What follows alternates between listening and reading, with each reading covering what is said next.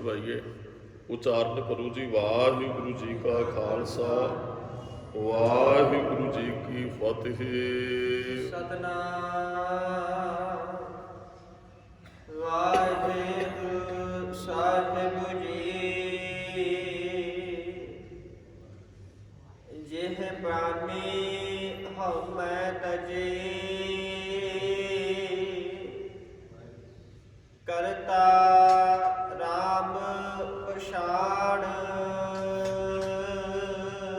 ਗੁਰੂ ਤੇਗ ਬਹਾਦਰ ਸਾਹਿਬ ਮਹਾਰਾਜ ਬਖਸ਼ਿਸ਼ ਵਰਤਾਉਂਦੇ ਹੈ ਵੀ ਜਿਸ ਮਨੁੱਖ ਨੇ, ਜਿਹੇ ਦਾ ਅਰਥ ਜਿਹਨੇ, ਪ੍ਰਾਨੀ ਦਾ ਅਰਥ ਮਨੁੱਖ ਕਹਿ ਲਓ, ਆਦਮੀ ਕਹਿ ਲਓ, ਪ੍ਰਾਨੀ ਕਹਿ ਲਓ, ਬੰਦਾ ਕਹਿ ਲਓ, ਇਹਦਾ ਅਰਥ ਇਹ ਕੀ ਹੈ? ਹਉਮੈ ਤਜੀ, ਜਿਹਨੇ ਹਉਮੈ ਛੱਡ ਦਿੱਤੀ, ਤੇ ਫਿਰ ਕੀ ਹੋਏਗਾ? ਕਰਤਾ ਰਾਮ ਪਛਾਣੋ। ਉਸ ਕਰਤੇ ਰਾਮ ਨੂੰ ਤਾਂ ਮਨੁੱਖ ਪਛਾਣੇਗਾ। ਪੜਦਾ ਹੀ ਸਾਡੇ ਅੰਦਰ ਹਉਮੈ ਦਾ ਹੈ, ਰੱਬ ਨਾਲੋਂ ਦੂਰ ਹੈ, ਕਾਰਨ ਹਉਮੈ ਹੀ ਹੈ। ਮਹਾਰਾਜ ਕਹਿੰਦੇ ਜਿੱਦਣ ਤੇਰੇ ਅੰਦਰੋਂ ਹਉਮੈ ਦੂਰ ਹੋ ਗਈ ਨਾ, ਖੁਦ ਹੀ ਮਿਟੀ ਤਾਪ ਸੁਖ ਭਏ। ਜਿੱਦਣ ਖੁਦ ਹੀ ਮਿਟ ਗਈ ਨਾ ਅੰਦਰੋਂ, ਖੁਦ ਹੀ ਦਾ ਅਰਥ ਮੈਂ ਹੀ ਹੈ, ਵੀ ਮੈਂ ਹੀ ਸਭ ਕੁਝ। ਮਹਾਰਾਜ ਕਹਿੰਦੇ ਜਿੱਦਣ ਖੁਦ ਹੀ ਮਿਟੀ, ਵੀ ਮੈਂ ਤੇਰੇ ਅੰਦਰੋਂ ਦੂਰ ਹੋ ਗਈ, ਤਬ ਸੁਖ ਭਏ, ਤਾਂ ਤੈਨੂੰ ਸਾਰੇ ਸੁਖ ਪ੍ਰਾਪਤ ਹੋਣੇ। ਮਨ ਤਨ ਭਏ ਅਰੋਗ, ਮਨ ਤਨ ਵੀ ਤੇਰਾ ਅਰੋਗ ਤਾਂ ਹੋਣਾ ਹੈ ਜੇ ਤੂੰ ਆਪਣੇ ਅੰਦਰੋਂ ਹਉਮੈ ਦੂਰ ਕਰਦਾ ਹੈ। ਤੇ ਜੇ ਹਉਮੈ ਚ ਹੈ, ਮਹਾਰਾਜ ਕਹਿੰਦੇ ਫਿਰ ਪ੍ਰਮਾਤਮਾ ਦੀ ਪ੍ਰਾਪਤੀ ਨਹੀਂ। ਮਹਾਰਾਜ ਨੇ ਬਚਨ ਕਹੇ ਵੀ ਹਉਮੈ ਨਾਵੇ ਨਾਲ ਵਿਰੋਧ ਹੈ, ਦੋਏ ਨਾ ਵਸੇ ਇਕਠਾਏ। ਹਉਮੈ ਤੇ ਨਾਮ ਇੱਕ ਜਗ੍ਹਾ ਤੇ ਨਹੀਂ ਰਹਿ ਸਕਦੇ। ਜੇ ਮਨੁੱਖ ਦੇ ਅੰਦਰ ਹਉਮੈ ਨਾ, ਇਹ ਦੋ ਸ਼ਬਦਾਂ ਦਾ ਸੁਮੇਲ ਤੋਂ ਬਣਿਆ ਹਉ ਮੈਂ। ਹਉਮੈ ਨਾ ਸਾਡੇ ਅੰਦਰ, ਤੇ ਮਹਾਰਾਜ ਕਹਿੰਦੇ ਹਉ ਮੈਂ ਮੇਰੀ ਕਰਤੇ ਜਨਮ ਗਇਓ, ਸਾਇਰ ਸੂਖ ਭੁਜੰਗ ਵਾਲਿਓ। ਮਹਾਰਾਜ ਕਹਿੰਦੇ ਜਿੱਥੇ ਨਾਮ ਹੈ ਉੱਥੇ ਹਉਮੈ ਨਹੀਂ ਹੋ ਸਕਦੀ, ਜਿੱਥੇ ਹਉਮੈ ਉੱਥੇ ਨਾਮ ਨਹੀਂ ਹੈ। ਜਬ ਹਮ ਹੋਤੇ, ਵੀ ਹਮ ਮੈਂ, ਤਬ ਤੂੰ ਨਹੀਂ। ਰੱਬ ਜੀ ਫਿਰ ਤੂੰ ਕਿੱਥੇ? ਅਬ ਤੂੰ ਹੀ, ਹੁਣ ਤੂੰ ਵਸ ਗਿਆ, ਮੈਂ ਨਹੀਂ, ਹੁਣ ਮੇਰੇ ਅੰਦਰ ਮੈਂ ਨਹੀਂ ਰਹੀ। ਹਉਮੈ ਨਾਵੇ ਨਾਲ ਵਿਰੋਧ ਹੈ, ਦੋਏ ਨਾ ਵਸੇ ਇੱਕ ਠਾਏ। ਹਉਮੈ ਵਿੱਚ ਸੇਵਾ ਨਾ ਹੋਵੇ। ਹਉਮੈ ਚ ਕਦੇ ਸੇਵਾ ਨਹੀਂ ਹੁੰਦੀ। ਜਿਹਦੇ ਅੰਦਰ ਹਉਮੈ, ਗੁਰਮੁਖੋ ਝੂਠੇ ਬਰਤਨ ਕੋ ਨਹੀਂ ਜੇ ਸਾਫ਼ ਕਰੇਗਾ ਕਿਸੇ ਦੇ। ਜਿਹਦੇ ਅੰਦਰ ਹਉਮੈ ਉਹ ਝਾੜੂ ਨਹੀਂ ਮਾਰੇਗਾ। ਜਿਹਦੇ ਅੰਦਰ ਹਉਮੈ ਹੈ ਉਹ ਤੁਹਾਨੂੰ ਗੁਰਮੁਖੋ ਝੂਠੀਆਂ ਪਤਲਾਂ ਚੁੱਕਦਾ ਨਜ਼ਰ ਨਹੀਂ ਆਏਗਾ। ਹਉਮੈ ਕਰਮ ਕਰਨੀ ਨਹੀਂ ਦਿੰਦੀ ਹੈ। ਹਾਂ, ਇਹਦੇ ਦੋ ਅਰਥ ਨੇ, ਵੀ ਇਹ ਕਰਮ ਕੀਤਿਆਂ ਹੀ ਹਉਮੈ ਅੰਦਰੋਂ ਜਾਣੀ ਹੈ, ਤੇ ਜਿਹਦੇ ਅੰਦਰ ਹਉਮੈ ਉਹ ਕਰਮ ਕਰਦਾ ਵੀ ਨਹੀਂ ਹੈ। ਤੇ ਜੇ ਥੋੜਾ ਜਿਹਾ ਯਤਨ ਕਰੇਗਾ ਨਾ, ਉਹ ਜਿਵੇਂ ਝਾੜੂ ਹੈ, ਉਹ ਜਗ੍ਹਾ ਨੂੰ ਸਾਫ਼ ਕਰਦੇ, ਸੇਵਾ ਨੇ ਸਾਡੇ ਅੰਦਰ ਨੂੰ ਸਾਫ਼ ਕਰਨਾ ਹੈ। ਉਹ ਚਲੋ ਮੈਨੂੰ ਇੱਕ ਘਟਨਾ ਯਾਦ ਆਈ ਭਾਈ ਨੰਦ ਲਾਲ ਸਿੰਘ ਜੀ ਦੀ। ਉਹ ਨਾ ਬਹੁਤ ਵੱਡੇ ਵਿਦਵਾਨ ਸਨ ਭਾਈ ਨੰਦ ਲਾਲ ਸਿੰਘ। ਉਹ ਮੁਗਲ ਸਰਕਾਰ ਦੇ ਅੰਦਰ ਬੜੇ ਸਤਿਕਾਰਯੋਗ ਸਨ। ਉਹ ਫਾਰਸੀ, ਅਰਬੀ ਤੇ ਸੰਸਕ੍ਰਿਤ ਦੇ ਬੜੇ ਗਿਆਨੀ ਸਨ, ਮਾਹਰ ਸਨ। ਇੱਕ ਦਿਨ ਕੁਰਾਨ ਦੀ ਇੱਕ ਐਤ ਦੇ ਅਰਥ ਕਿਸੇ ਕਾਜੀ ਨੂੰ ਨਾ ਆਏ। ਜਿੰਨੇ ਵੀ ਉੱਥੇ ਬੈਠੇ ਸਨ ਉਹ ਸਾਰੇ, ਔਰੰਗਜ਼ੇਬ ਹੁਣ ਆਪ ਬੜਾ ਵਿਦਵਾਨ ਸੀ, ਉਹਦੀ ਤਸੱਲੀ ਨਾ ਹੋਈ। ਤੇ ਇਹ ਜਿਹੜਾ ਨੰਦ ਲਾਲ ਸਿੰਘ ਨੇ, ਇਹ ਔਰੰਗਜ਼ੇਬ ਦੇ ਬੱਚਿਆਂ ਨੂੰ ਪੜ੍ਹਾਉਂਦਾ ਸੀ। ਬਹਾਦਰ ਸ਼ਾਹ ਹੋਣੀ ਇਹਦੇ ਤੋਂ ਬੜੇ ਹਨ। ਹੁਣ ਕੁਦਰਤੀ ਨੰਦ ਲਾਲ ਸਿੰਘ ਸਭਾ ਚ ਆ ਕੇ ਉੱਥੇ ਇਹੀ ਗੱਲ ਚੱਲਦੀ ਸੀ, ਭਾਈ ਇਹਦੇ ਅਰਥ ਜਿਹੜੇ ਠੀਕ ਨੇ, ਇਹਦੇ ਜਦੋਂ ਇਹਨੇ ਉਸ ਐਤ ਦੇ ਅਰਥ ਬੜੀ ਵਿਦਵਤਾ ਸਹਿਤ ਬੜੇ ਸਰਲ ਤਰੀਕੇ ਨਾਲ ਸਮਝਾਏ, ਤੇ ਸਾਰੇ ਬੜੇ ਪ੍ਰਸੰਨ ਹੋਏ। ਤੇ ਔਰੰਗਜ਼ੇਬ ਨੇ ਜਦੋਂ ਸੁਣਿਆ, ਉਹ ਕਹਿਣ ਲੱਗਾ ਵੀ ਇਹ ਤੇ ਬਹੁਤ ਵੱਡਾ ਵਿਦਵਾਨ ਹੈ ਨੰਦ ਲਾਲ। ਸਾਰਿਆਂ ਨੇ ਆਮੀ ਭਰੀ ਕਹਿੰਦੇ ਬਿਲਕੁਲ, ਜੇ ਐਤ ਦੇ ਅਰਥ ਕਰ ਸਕਦੇ ਤੇ ਇਹਦੇ ਕੋਲ ਬਹੁਤ ਗਿਆਨ ਹੈ।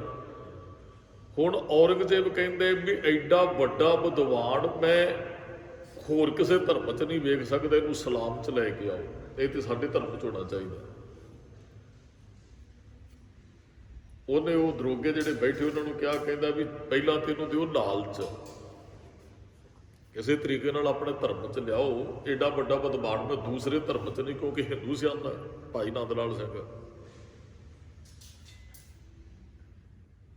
ਜਾਂ ਫਿਰ ਇਹਨੂੰ ਖਤਮ ਕਰ ਦਿਓ, ਸਾਡੇ ਵਾਸਤੇ ਖਤਰਾ ਹੋਏਗਾ ਆਉਣ ਵਾਲੇ ਸਮੇਂ 'ਚ। ਉਹ 24 ਘੰਟੇ ਦਾ ਸਮਾਂ ਦਿੱਤਾ ਜੀ ਔਰੰਗਜ਼ੇਬ ਨੇ, ਜੇ ਤੇ ਮੰਨਦਾ ਇਹਨੂੰ ਲਾਲਚ ਦੇ ਕੇ ਇਸ ਧਰਮ 'ਚ ਇਸਲਾਮ 'ਚ ਦੀਨ ਇਸਲਾਮ ਨੂੰ ਕਬੂਲ ਕਰਾਓ, ਜੇ ਨਹੀਂ ਇਹਨੂੰ ਖਤਮ ਕਰ ਦਿਓ। ਮੈਂ ਇਹਨੂੰ ਨਹੀਂ ਵੇਖਣਾ ਚਾਹੁੰਦਾ, ਐਡਾ ਵੱਡਾ ਵਿਦਵਾਨ ਨਹੀਂ ਇੱਥੇ ਹੋਣਾ ਚਾਹੀਦਾ, ਔਰ ਉਹ ਹੋਵੇ ਵੀ ਦੂਸਰੇ ਧਰਮ ਦੇ ਅੰਦਰ।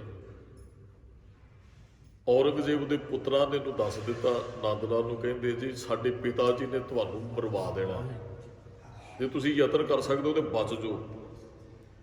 ਉਹ ਬੱਚੇ ਪੜ੍ਹਦੇ, ਉਹਨਾਂ ਨੇ ਕਿਹਾ ਵੀ ਤੁਸੀਂ ਆਪਣਾ ਯਤਨ ਕਰੋ, ਬਚ ਸਕਦੇ ਹੋ। ਉਹ ਨੰਦ ਲਾਲ ਸਿੰਘ ਡਰ ਗਿਆ, ਕਹਿਣ ਲੱਗਾ ਵੀ ਬਚਾਂਗਾ ਕਿਵੇਂ, ਔਰੰਗਜ਼ੇਬ ਦਾ ਹੀ ਤੇ ਰਾਜ ਹੈ, ਮੈਂ ਛੁਪ ਕੇ ਕਿਵੇਂ ਰਹਿ ਸਕਦਾ ਕਿਤੇ। ਉੱਥੇ ਇੱਕ ਦਰੋਗਾ ਇਹਦਾ ਮਿੱਤਰ ਬਣ ਗਿਆ ਜੀ, ਬੰਦੇ ਸਾਰੇ ਬੁਰੇ ਨਹੀਂ ਹੁੰਦੇ। ਉਹਨੇ ਫਿਰ ਇੱਕ ਗੱਲ ਕਹੀ, ਕਹਿਣ ਲੱਗੇ ਨੰਦ ਲਾਲ ਸਿੰਘ ਜੇ ਤੂੰ ਬਚਣਾ ਚਾਹੁੰਦਾ ਹੈ ਨਾ, ਇੱਕ ਜਗ੍ਹਾ ਹੈ ਜਿੱਥੇ ਔਰੰਗਜ਼ੇਬ ਦਾ ਰਾਜ ਨਹੀਂ ਹੈ। ਉਹ ਨੰਦ ਲਾਲ ਸਿੰਘ ਕਹਿੰਦਾ ਉਹ ਕਿਹੜੀ ਜਗ੍ਹਾ ਹੈ ਵੀ ਜਿੱਥੇ ਔਰੰਗਜ਼ੇਬ ਦਾ ਰਾਜ ਨਾ ਹੋਵੇ? ਕਹਿੰਦੇ ਉਹ ਹੈ ਅਨੰਦਪੁਰ ਸਾਹਿਬ ਦੀ ਪਾਵਨ ਧਰਤੀ, ਗੁਰੂ ਤੇਗ ਬਹਾਦਰ ਸਾਹਿਬ ਜੀ ਦਾ ਹੱਥੀਂ ਬੰਨਿਆ ਪਿੰਡ, ਜਿੱਥੇ ਸਿੱਕਾ ਗੁਰੂ ਨਾਨਕ ਸਾਹਿਬ ਦਾ ਚੱਲਦਾ ਹੈ। ਗੁਰੂ ਘਰ ਦੇ ਅੰਦਰ ਕਿਸੇ ਔਰੰਗਜ਼ੇਬ ਦੀ ਕੋਈ ਉੱਥੋਂ ਤੱਕ ਪਹੁੰਚ ਨਹੀਂ ਹੈ। ਚਲੋ ਜੀ, ਉਹਨੇ ਸੁਣਿਆ ਵੀ ਮੇਰੀ ਜਾਨ ਬਚ ਸਕਦੀ, ਉੱਥੋਂ ਭੱਜਿਆ ਜੀ ਦਿੱਲੀ ਤੋਂ। ਭਾਈ ਨੰਦ ਲਾਲ ਸਿੰਘ ਤੇ ਗੁਰੂ ਗੋਬਿੰਦ ਸਿੰਘ ਸਾਹਿਬ ਦੀ ਚਰਨ ਸ਼ਰਨ 'ਚ ਆ ਜਾਂਦਾ ਹੈ। ਰਾਤ ਚਲੋ ਇਹਨੇ ਪ੍ਰਸ਼ਾਦਾ ਛਕਿਆ, ਰੁਕਿਆ, ਉਹ ਦਰੋਗਾ ਵੀ ਇਹਦੇ ਨਾਲ ਆਇਆ ਜੀ। ਸਵੇਰੇ ਗੁਰੂ ਗੋਬਿੰਦ ਸਿੰਘ ਸਾਹਿਬ ਦੇ ਦਰਬਾਰ 'ਚ ਹਾਜ਼ਰ ਹੋਏ। ਨੰਦ ਲਾਲ ਸਿੰਘ ਨੇ ਸਾਰੀ ਗੱਲ ਦੱਸੀ, ਕਹਿੰਦਾ ਜੀ ਹਿੰਦੂ ਧਰਮ 'ਚੋਂ ਹੈ, ਮੈਂ ਅਰਬੀ, ਫਾਰਸੀ ਤੇ ਸੰਸਕ੍ਰਿਤ ਦਾ ਆਲਮ ਫਾਜ਼ਿਲ ਸੀ, ਇਹ ਭਾਵ ਕਿ ਬਹੁਤ ਵੱਡਾ ਵਿਦਵਾਨ। ਤੇ ਇਹਨੇ ਦੱਸਿਆ, ਕਹਿੰਦਾ ਜੀ ਮੈਂ ਦਿੱਲੀ ਤੋਂ ਭੱਜ ਕੇ ਆਇਆ, ਮੇਰੀ ਜਾਨ ਨੂੰ ਖਤਰਾ ਹੈ, ਮੇਰੇ ਧਰਮ ਨੂੰ ਖਤਰਾ ਹੈ। ਤੇ ਗੁਰੂ ਗੋਬਿੰਦ ਸਿੰਘ ਸਾਹਿਬ ਨੇ ਜੋ ਸ਼ਰਨ ਆਵੇ ਤਿਸ ਕੰਠ ਲਾਵੇ, ਇਹ ਬਿਰਧ ਸੁਭਾਪੀ ਸੰਦਾ। ਮਹਾਰਾਜ ਕਹਿੰਦੇ ਗੁਰੂ ਘਰ ਦੇ ਅੰਦਰ ਰਹਿ, ਨਾ ਤੇਰੇ ਇੱਥੇ ਧਰਮ ਨੂੰ ਕੋਈ ਖਤਰਾ ਹੈ, ਨਾ ਤੇਰੀ ਜਾਨ ਨੂੰ ਕੋਈ ਖਤਰਾ, ਇੱਥੇ ਤੈਨੂੰ ਤਤੀ ਵਾਹ ਨਹੀਂ ਅਸੀਂ ਲੱਗਣ ਦਿਆਂਗੇ। ਇਹ 3 ਕੁ ਦਿਨ ਰਿਹਾ ਜੀ, ਲੰਗਰ ਚੋਂ ਪ੍ਰਸ਼ਾਦਾ ਹੀ ਛਕਦੇ। 3 ਕੁ ਦਿਨਾਂ ਬਾਅਦ ਨਾ ਗੁਰੂ ਗੋਬਿੰਦ ਸਿੰਘ ਸਾਹਿਬ ਦੇ ਕੋਲ ਆ ਜਾਂਦੇ। ਨੂੰ ਲੱਜਾ ਆਈ, ਲੱਜਾ ਇਸ ਗੱਲ ਦੀ ਵੀ ਪ੍ਰਸ਼ਾਦਾ ਛਕਦੇ ਗੁਰੂ ਘਰੋਂ, ਸੰਗਤ ਕਿੰਨੀ ਸੇਵਾ ਕਰਦੀ, ਮੈਨੂੰ ਵੀ ਸੇਵਾ ਕਰਨੀ ਚਾਹੀਦੀ ਹੈ। ਇਹ ਗੁਰੂ ਗੋਬਿੰਦ ਸਿੰਘ ਸਾਹਿਬ ਮਹਾਰਾਜ ਕੋਲ ਆ ਗਿਆ, ਕਹਿੰਦਾ ਮਹਾਰਾਜ ਇੱਕ ਬੇਨਤੀ ਕਰਨੀ ਚਾਹੁੰਦਾ। ਮਹਾਰਾਜ ਕਹਿੰਦੇ ਦੱਸੋ। ਇਹ ਕਹਿੰਦਾ ਸਤਿਗੁਰੂ ਜੀ ਮੈਂ ਚਾਹੁੰਦਾ ਵੀ ਕੋਈ ਮੈਂ ਵੀ ਸੇਵਾ ਕਰਾਂ, ਮੈਨੂੰ ਸੇਵਾ ਦਿਓ। ਤੇ ਮੈਂ ਇਸ ਤਰ੍ਹਾਂ ਲੰਗਰ ਛਕਦਾ, 2-3 ਟਾਈਮ ਸੰਗਤਾਂ ਸੇਵਾ ਕਰਦੀਆਂ, ਮੇਰਾ ਵੀ ਮਨ ਬਣਿਆ। ਮਹਾਰਾਜ ਕਹਿੰਦੇ ਕੀ ਸੇਵਾ ਕਰ ਸਕਦਾ? ਇਹਨੇ ਫਿਰ ਆਪਣੇ ਰਸਨਾ ਤੋਂ ਬੋਲ ਕੇ ਕਿਹਾ, ਕਹਿੰਦਾ ਜੀ ਮੈਂ ਸੰਸਕ੍ਰਿਤ ਤੇ ਹੋਰ ਬਹੁਤੀਆਂ ਭਾਸ਼ਾਵਾਂ ਦਾ ਮੈਨੂੰ ਗਿਆਨ, ਫਾਰਸੀ, ਅਰਬੀ, ਜੋ ਵੀ ਭਾਸ਼ਾ ਮੈਂ ਗਿਆਨੀ ਹੈ, ਤੇ ਮੇਰੇ ਕੋਲ ਕੋਈ ਲਿਖਣ ਪੜ੍ਹਨ ਦਾ ਕੰਮ ਕਰਾ ਲਓ, ਜੋ ਵੀ ਕਹੋਗੇ ਮੈਂ ਕਰ ਦਿਆਂਗਾ। ਮਹਾਰਾਜ ਮੈਂ ਬਹੁਤ ਵੱਡਾ ਵਿਦਵਾਨ ਹੈ, ਮੇਰੇ ਕੋਲ ਸਾਰੇ ਜਿਹੜੇ ਔਰੰਗਜ਼ੇਬ ਦੇ ਬੱਚੇ ਨੇ ਗਾਂ, ਜਾਂ ਜਿਹੜੇ ਵੀ ਅਮੀਰ ਰਾਜੇ ਨੇ ਬਹੁਤ ਵੱਡੇ, ਉਹਨਾਂ ਦੇ ਬੱਚਿਆਂ ਨੂੰ ਮੈਂ ਪੜ੍ਹਾਇਆ ਔਰ ਪੜ੍ਹਾ ਦਿਆ ਸਾਂ, ਬਸ ਹੁਣ ਮੈਨੂੰ ਭੱਜ ਕੇ ਆਉਣਾ ਪਿਆ। ਹੁਣ ਮਹਾਰਾਜ ਨੇ ਵੇਖਿਆ ਹੰਕਾਰ ਇਹਦੇ ਅੰਦਰ, ਜਿਹੜਾ ਕਹਿੰਦਾ ਵੀ ਮੇਰੇ ਤੋਂ ਜੋ ਮਰਜ਼ੀ ਕਰਾ ਲਓ ਜੀ, ਮੈਂ ਇੰਨੀਆਂ ਭਾਸ਼ਾਵਾਂ ਦਾ ਜਾਣਕਾਰ, ਮੈਂ ਬਹੁਤ ਵੱਡਾ ਵਿਦਵਾਨ ਹੈ। ਕਹਿੰਦਾ ਮਹਾਰਾਜ ਮੈਨੂੰ ਸੇਵਾ ਦਿਓ। ਮਹਾਰਾਜ ਕਹਿੰਦੇ ਇਹੋ ਜੀ ਸਾਡੇ ਕੋਲ ਕੋਈ ਲਿਖਤ ਪੜ੍ਹਤ ਕਰਨ ਵਾਲੀ ਸੇਵਾ ਨਹੀਂ ਹੈ। ਮਹਾਰਾਜ ਨੇ ਵੇਖਿਆ ਇਹਨਾਂ ਵੀ ਹਉਮੈ 'ਚ ਬੋਲ ਰਿਹਾ, ਇੱਕ ਗੁਰੂ ਹੈ ਜਿਹੜਾ ਸਾਡੇ ਅੰਦਰ ਹਉਮੈ ਨਹੀਂ ਰਹਿਣ ਦਿੰਦਾ। ਵੈਸੇ ਵਿਦਵਾਨ ਬਹੁਤ ਸੀ, ਤੇ ਮਹਾਰਾਜ ਨੇ ਇਹਨੂੰ ਕਿਹਾ ਕਿ ਇਹੋ ਜੀ ਸੇਵਾ ਸਾਡੇ ਕੋਲ ਨਹੀਂ ਹੈਗੀ। ਕਹਿੰਦੇ ਹਾਂ ਇੱਕ ਸੇਵਾ ਹੈ, ਜੇ ਕਰ ਸਕਦਾ ਉਹ ਤੇਰੀ ਮਰਜ਼ੀ ਹੈ ਕਰਨੀ ਹੈ ਕਿ ਨਹੀਂ। ਮਹਾਰਾਜ ਹੁਕਮ ਕਰੋ। ਮਹਾਰਾਜ ਕਹਿੰਦੇ ਸੰਗਤ ਦੇ ਝੂਠੇ ਬਰਤਨ ਸਾਫ਼ ਕਰਨ ਵਾਲੇ ਹੈ। ਮਹਾਰਾਜ ਨੇ ਬਚਨ ਕਿਹਾ 10ਵੇਂ ਪਾਤਸ਼ਾਹ, ਇਹ ਮੱਥਾ ਟੇਕ ਕੇ ਉੱਠ ਗਿਆ, ਕਹਿੰਦਾ ਜੀ 7 ਬਚਨ। ਇਹ ਝੂਠੇ ਬਰਤਨ ਸਾਫ਼ ਕਰਨ ਵਾਸਤੇ ਗਿਆ ਜੀ ਲੰਗਰ 'ਚ। ਹੁਣ ਇਹਨੇ ਕਦੀ ਵੀ ਆਪਣਾ ਬਰਤਨ ਵੀ ਨਹੀਂ ਸੀ ਹੋਣ। ਔਰੰਗਜ਼ੇਬ ਦੇ ਬੱਚਿਆਂ ਨੂੰ ਪੜ੍ਹਾਉਣ ਵਾਲਾ ਕੋਈ ਆਮ ਬੰਦਾ ਤੇ ਹੋ ਨਹੀਂ ਸਕਦਾ। ਨੌਕਰ ਸਪੈਸ਼ਲ ਔਰੰਗਜ਼ੇਬ ਦੇ ਦਿੱਤੇ ਸਨ, ਜਿਵੇਂ ਇਹਨਾਂ ਦੀ ਬੱਚਿਆਂ ਦੀ ਸੇਵਾ ਹੁੰਦੀ ਸੀ ਉਵੇਂ ਇਸ ਟੀਚਰ ਦੀ ਸੇਵਾ ਕਰਦੇ ਹਨ। ਉਹ ਕਦੀ ਆਪਣਾ ਬਰਤਨ ਵੀ ਚੁੱਕ ਕੇ ਨੇ ਕਿਤੇ ਨਹੀਂ ਦੂਸਰੀ ਜਗ੍ਹਾ ਤੇ ਰੱਖਿਆ, ਪਰ ਅੱਜ ਇਹ ਗੁਰੂ ਘਰ ਦੇ ਅੰਦਰ ਬਰਤਨ ਸਾਫ਼ ਕਰਨ ਵਾਸਤੇ ਆਇਆ। ਹੁਣ ਸੇਵਾ ਨੇ ਕਦੀ ਬਰਤਨ ਸਾਫ਼ ਕੀਤਾ ਨਹੀਂ, ਸੰਗਤ ਵੱਲ ਵੇਖਦਾ ਵੀ ਉਹ ਸਵਾਹ ਨਾਲ ਉਦੋਂ ਜਾਂ ਰੇਤਾ ਨਾਲ ਬਰਤਨ ਮਾਂਜੇ ਜਾਂਦੇ ਸਾਨੂੰ। ਹੁਣ ਤਾਂ ਉਹ ਕੋਈ ਸਰਫ ਵਗੈਰਾ ਜਾਂ ਕੈਮੀਕਲ ਨੇ, ਹੁਣ ਵੀ ਜਿਹੜੇ ਬੰਦੇ ਦੇ ਅੰਦਰ ਹੰਕਾਰ ਨੇ ਨਾ ਉਹਦੇ ਵੀ ਉਹ ਪਾਣੀ ਦੇ ਛਿੱਟੇ ਵੀ ਪੈਂਦੇ ਨੇ ਕੱਪੜਿਆਂ ਦੇ ਉੱਤੇ। ਉਹ ਹੰਕਾਰੀ ਬੰਦਾ ਸੇਵਾ ਨਹੀਂ ਮਾਰੇ ਨੇ। ਪਹਿਲਾਂ ਆਪਾਂ ਬਚਨ ਸਾਂਝੇ ਕੀਤੇ, ਹਉਮੈ ਵਿੱਚ ਸੇਵਾ ਨਾ ਹੋਵੇ, ਹਉਮੈ 'ਚ ਨਹੀਂ ਸੇਵਾ ਹੁੰਦੀ ਹੈ। ਉਹ ਭਾਈ ਨੰਦ ਲਾਲ ਸਿੰਘ ਜੀ ਸਵਾਹ ਨਾਲ ਬਰਤਨ ਸਾਫ਼ ਕਰਨ ਲੱਗੇ। ਇੱਕ ਦਿਨ ਲੰਘ ਗਿਆ, 2 10 ਮਹੀਨਾ ਲੰਘ ਗਿਆ, ਰੋਜ਼ ਭਾਈ ਨੰਦ ਲਾਲ ਸਿੰਘ ਜੂਠੇ ਬਰਤਨ ਸਾਫ਼ ਕਰਦੇ ਆ। ਚਲੋ ਹੁਣ ਤੇ ਆ ਗਏ ਬਰਤਨ ਸਾਫ਼ ਕਰਨੇ ਵੇਖ ਵੇਖ ਕੇ। ਇੱਕ ਦਿਨ ਮੁਲਤਾਨ ਦੇ ਵਿੱਚੋਂ ਇਹਦੇ ਰਿਸ਼ਤੇਦਾਰ ਇਹਨੂੰ ਮਿਲਣ ਆ ਗਏ। ਉਹਨਾਂ ਨੂੰ ਪਤਾ ਲੱਗ ਗਿਆ ਵੀ ਨੰਦ ਲਾਲ ਦਿੱਲੀ ਤੋਂ ਭੱਜ ਕੇ ਅਨੰਦਪੁਰ ਸਾਹਿਬ ਆਇਆ। ਉਹ ਮਿਲਣ ਆਏ, ਉਹਨਾਂ ਨੇ ਆ ਕੇ ਪੁੱਛਿਆ ਸਿੱਖਾਂ ਨੂੰ, ਕਹਿਣ ਲੱਗੇ ਜੀ ਇੱਥੇ ਦਿੱਲੀ ਤੋਂ ਬਹੁਤ ਵੱਡੇ ਵਿਦਵਾਨ ਭਾਈ ਨੰਦ ਲਾਲ ਗੋਆ ਜੀ ਆਏ ਹੈ, ਉਹ ਕਿੱਥੇ ਮਿਲਣਗੇ? ਉਹਨਾਂ ਨੂੰ ਐ ਸੀ ਵੀ ਮਹਾਰਾਜ ਨੇ ਬਹੁਤ ਵੱਡੀ ਪਦਵੀ ਦਿੱਤੀ ਹੋਣੀ, ਉਹ ਤੇ ਬਹੁਤ ਵੱਡਾ ਵਿਦਵਾਨ ਹੈ, ਉਹ ਕਿੱਥੇ ਮਿਲਣਗੇ? ਸਿੱਖਾਂ ਨੇ ਹੱਥ ਕੀਤਾ, ਕਹਿੰਦੇ ਉਹ ਨੰਦ ਲਾਲ ਗੋਆ ਨਾਲ ਤੁਹਾਨੂੰ ਲੰਗਰ 'ਚ ਮਿਲਣਗੇ, ਉੱਥੇ ਜਾ ਕੇ ਕਰੋ ਦਰਸ਼ਨ। ਉਹ ਜਦੋਂ ਲੰਗਰ 'ਚ ਗਏ ਨਾ, ਹੈਰਾਨ ਹੋ ਗਏ ਵੀ ਭਾਈ ਨੰਦ ਲਾਲ ਸਿੰਘ ਜੀ ਦੇ ਹੱਥ ਸਵਾਹ ਨਾਲ ਲਿਬੜੇ ਨੇ ਤੇ ਬਰਤਨ ਸੰਗਤ ਦੇ ਝੂਠੇ ਸਾਫ਼ ਕਰ ਰਹੇ ਨੇ। ਉਹ ਰਿਸ਼ਤੇਦਾਰ ਕੋਲ ਜਾ ਕੇ ਖੜ ਕੇ ਕਹਿੰਦੇ, ਨੰਦ ਲਾਲ ਜੀ ਇਹ ਕੀ ਕਰ ਰਹੇ ਹੋ? ਦਿੱਲੀ ਵੀ ਤੁਹਾਨੂੰ ਮਿਲਣ ਜਾਂਦੇ ਸਾਂ, ਦਿੱਲੀ ਸਰਕਾਰ 'ਚ ਤੇ ਤੁਹਾਡਾ ਬਹੁਤ ਵੱਡਾ ਰੁਤਬਾ, ਬਹੁਤ ਤੁਹਾਡਾ ਮਾਣ ਸਤਿਕਾਰ ਸੀ। ਉਹ ਫਿਰ ਉਹਦੇ ਰਿਸ਼ਤੇਦਾਰ ਕਹਿੰਦੇ, ਗੁਰੂ ਗੋਬਿੰਦ ਸਿੰਘ ਸਾਹਿਬ ਨੇ ਤੁਹਾਡੇ ਗੁਣ ਦੀ ਕਦਰ ਨਹੀਂ ਪਾਈ। ਸ਼ਾਇਦ ਗੁਰੂ ਗੋਬਿੰਦ ਸਿੰਘ ਸਾਹਿਬ ਨੂੰ ਪਤਾ ਨਹੀਂ ਤੁਸੀਂ ਕਿੰਨੇ ਕੁ ਵਿਦਵਾਨ ਹੋ। ਅਸੀਂ ਤੇ ਸੋਚਿਆ ਸੀ ਬੜੀ ਵੱਡੀ ਪਦਵੀ ਦੇ ਕੇ ਗੁਰੂ ਸਾਹਿਬ ਨੇ ਨਵਾਜਿਆ ਹੋਏਗਾ, ਪਰ ਤੁਹਾਨੂੰ ਤੇ ਉਹਨਾਂ ਨੇ ਝੂਠੇ ਬਰਤਨ ਸਾਫ਼ ਕਰਨ ਤੇ ਲਾ ਛੱਡਿਆ। ਗੁਰੂ ਸਾਹਿਬ ਨੂੰ ਤੁਹਾਡੀ ਵਿਦਿਆ ਬਾਰੇ ਪਤਾ ਨਹੀਂ, ਤੁਸੀਂ ਇੰਨੀਆਂ ਭਾਸ਼ਾ ਤੋਂ ਜਾਣੂ ਹੋ, ਤੁਸੀਂ ਬਹੁਤ ਕੁਝ ਲਿਖ ਸਕਦੇ ਹੋ, ਕਰ ਸਕਦੇ ਹੋ। ਉਹ ਜਦੋਂ ਰਿਸ਼ਤੇਦਾਰ ਕਹਿਣ ਲੱਗੇ ਨਾ ਤੇ ਹੱਥ ਜੋੜ ਕੇ ਕਹਿੰਦਾ ਤੁਹਾਡੀਆਂ ਨਜ਼ਰਾਂ 'ਚ ਇਹ ਨਿੱਕੀ ਮੋਟੀ ਸੇਵਾ ਹੋਏਗੀ, ਜਿੰਨਾ ਆਨੰਦ ਮੈਨੂੰ ਇੱਥੇ ਸੰਗਤ ਦੇ ਝੂਠੇ ਬਰਤਨ ਸਾਫ਼ ਕਰਕੇ ਪ੍ਰਾਪਤ ਹੋਇਆ, ਉਹਨਾਂ ਆਨੰਦ ਮੈਨੂੰ ਦਿੱਲੀ ਸਰਕਾਰ ਦੇ ਨੇੜੇ ਰਹਿੰਦਿਆਂ ਕਦੇ ਵੀ ਪ੍ਰਾਪਤ ਨਹੀਂ ਹੋਇਆ। ਉਹ ਨੰਦ ਲਾਲ ਸਿੰਘ ਨੇ ਜਦੋਂ ਇਹ ਬਚਨ ਕਹਿੰਦੇ ਇੱਥੇ ਬਰਤਨ ਸਾਫ਼ ਕੀਤਿਆਂ ਵੀ ਜੋ ਸੁਖ ਪ੍ਰਭ ਗੋਬਿੰਦ ਕੀ ਸੇਵਾ ਸੋ ਸੁਖ ਰਾਜ ਨਾ ਲਈਐ। ਮਹਾਰਾਜ ਦੇ ਅੱਗੇ ਹੱਥ ਜੋੜ ਕੇ ਮਹਾਰਾਜ ਪਿੱਛੋਂ ਆ ਗਏ, ਕਹਿੰਦੇ ਨੰਦ ਲਾਲ ਤੇਰੇ ਰਿਸ਼ਤੇਦਾਰ ਸੱਚ ਕਹਿੰਦੇ, ਤੇਰੇ ਗੁਣ ਦੀ ਗੁਰੂ ਗੋਬਿੰਦ ਸਿੰਘ ਸਾਹਿਬ ਨੇ ਕਦਰ ਨਹੀਂ ਪਾਈ। ਨੰਦ ਲਾਲ ਸਿੰਘ ਫੁੱਟ ਫੁੱਟ ਕੇ ਰੋਇਆ, ਕਹਿੰਦਾ ਮਹਾਰਾਜ ਜਿੰਨਾ ਆਨੰਦ ਮੈਨੂੰ ਤੁਹਾਡੇ ਚਰਨਾਂ 'ਚ ਸੇਵਾ ਕਰਕੇ ਆਇਆ, ਉਹਨਾਂ ਆਨੰਦ ਮੈਨੂੰ ਕਦੇ ਵੀ ਪ੍ਰਾਪਤ ਨਹੀਂ ਹੋਇਆ। ਤੇ ਮਹਾਰਾਜ ਨੇ ਫਿਰ ਬਚਨ ਕਹੇ, ਮਹਾਰਾਜ ਕਹਿੰਦੇ ਨੰਦ ਲਾਲ ਜਿੰਨਾ ਚਿਰ ਲਿਖਣ ਵਾਲਾ ਜਾਂ ਬੋਲਣ ਵਾਲਾ ਆਪਣੇ ਅੰਦਰ ਨੂੰ ਸਾਫ਼ ਨਹੀਂ ਕਰਦਾ, ਉਹਦੀ ਗੱਲ ਦਾ ਅਸਰ ਨਹੀਂ ਪੈਂਦਾ। ਹੁਣ ਤੇਰਾ ਅੰਦਰ ਸਾਫ਼ ਹੋ ਗਿਆ, ਹੁਣ ਕਲਮ ਚੁੱਕ, ਤੇਰੀ ਲਿਖੀ ਹੋਈ ਜਿਹੜੀ ਬੋਲ ਨੇ ਉਹ ਜ਼ਿੰਦਗੀ ਨਾਮਾ ਨਹੀਂ, ਉਹ ਬੰਦਗੀ ਨਾਮਾ ਨਹੀਂ, ਉਹ ਜ਼ਿੰਦਗੀ ਨਾਮਾ ਬਣ ਜਾਣਗੇ। ਮਹਾਰਾਜ ਨੇ ਘੁੱਟ ਕੇ ਛਾਤੀ ਨਾਲ ਲਾਇਆ, ਇਹ ਸੇਵਾ ਤੇ ਅਨਪੜ੍ਹ ਵੀ ਕਰ ਸਕਦੇ ਆ, ਜਿਹਦੇ ਕੋਲ ਕੁਝ ਵੀ ਨਹੀਂ। ਭਾਈ ਨੰਦ ਲਾਲ ਸਿੰਘ ਜੀ ਹੁਣ ਤੁਸੀਂ ਬਸ ਲਿਖੋਗੇ, ਫਿਰ ਬਹੁਤ ਕੁਝ ਗੁਰੂ ਗੋਬਿੰਦ ਸਿੰਘ ਸਾਹਿਬ ਦੀ ਸਿਫਤ ਦੇ ਅੰਦਰ ਭਾਈ ਨੰਦ ਲਾਲ ਸਿੰਘ ਨੇ ਲਿਖਿਆ। ਤੇ ਭਾਈ ਨੰਦ ਲਾਲ ਸਿੰਘ ਦੀ ਹਉਮੈ ਮਹਾਰਾਜ ਨੇ ਦੂਰ ਕੀਤੀ ਹੈ, ਕਹਿੰਦਾ ਮੈਂ ਬਹੁਤ ਵੱਡਾ ਵਿਦਵਾਨ ਹੈ। ਤੇ ਦਾਸ ਨੇ ਪਹਿਲਾਂ ਹੀ ਬਚਨ ਕੀਤੇ ਸਨ, ਖੁਦ ਹੀ ਮਿਟੀ ਤਬ ਸੁਖ ਭਏ। ਜਦੋਂ ਖੁਦ ਹੀ ਮਿਟ ਜਾਂਦੀ ਹੈ, ਹਉਮੈ ਅੰਦਰੋਂ ਦੂਰ ਹੋ ਜਾਂਦੀ ਹੈ, ਮਨੁੱਖ ਤ੍ਰਿਪਤ ਉਦਨ ਹੁੰਦਾ ਹੈ, ਮਨੁੱਖ ਸੁਖੀ ਉਦਨ ਹੁੰਦਾ ਹੈ।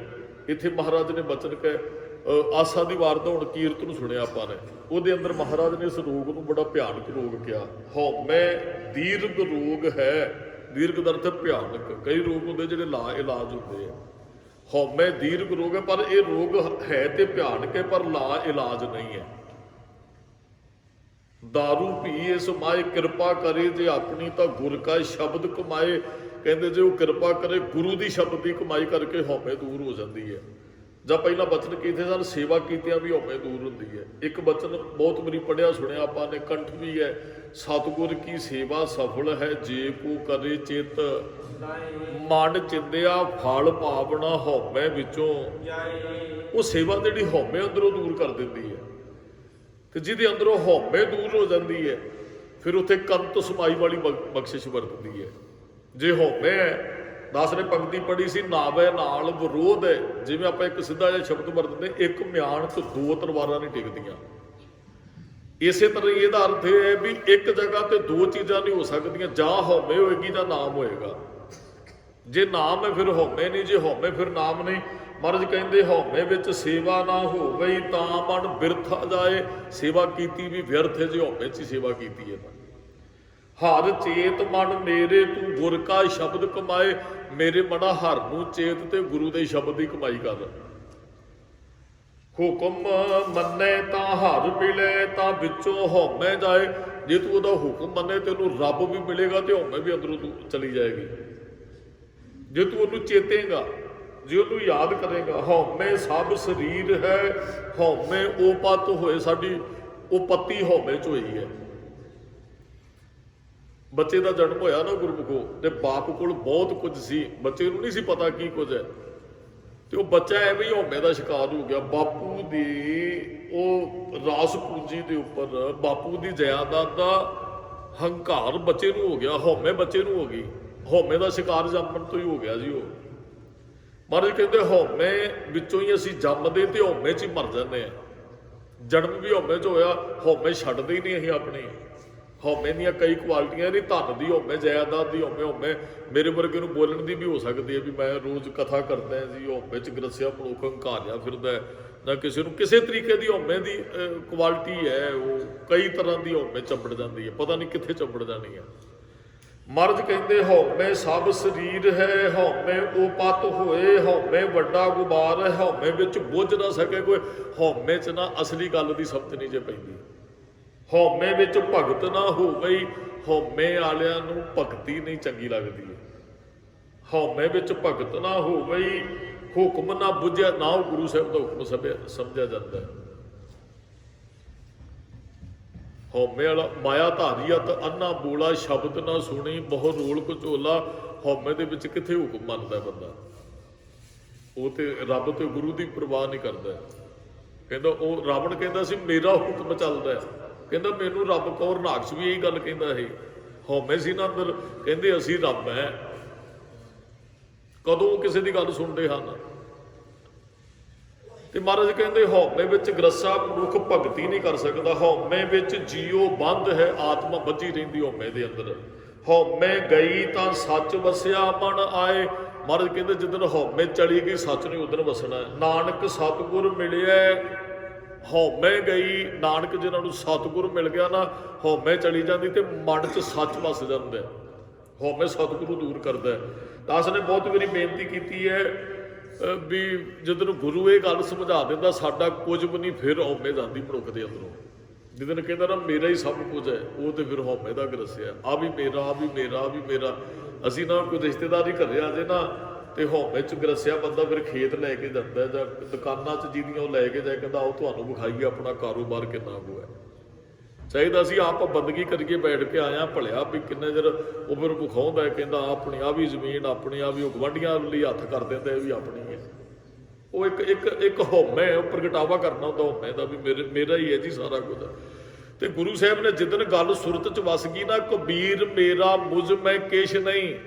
ਮੰਨ ਲਓ ਕੋਈ ਕਿਸੇ ਨੂੰ ਆਪਣੇ ਘਰੇ ਕੋਈ ਰਿਸ਼ਤੇਦਾਰ ਆਵੇ, ਅਸੀਂ ਉਹਨੂੰ ਲੈ ਕੇ ਖੇਤ ਆਓ ਤੁਹਾਨੂੰ ਵਿਖਾ ਕੇ ਲੈ ਗਏ, ਆ ਵੀ ਬੱਬੀਆਂ ਆਪਣੀਆਂ, ਆ ਵੀ ਆਹ ਦੁਕਾਨਾਂ ਆਪਣੀਆਂ।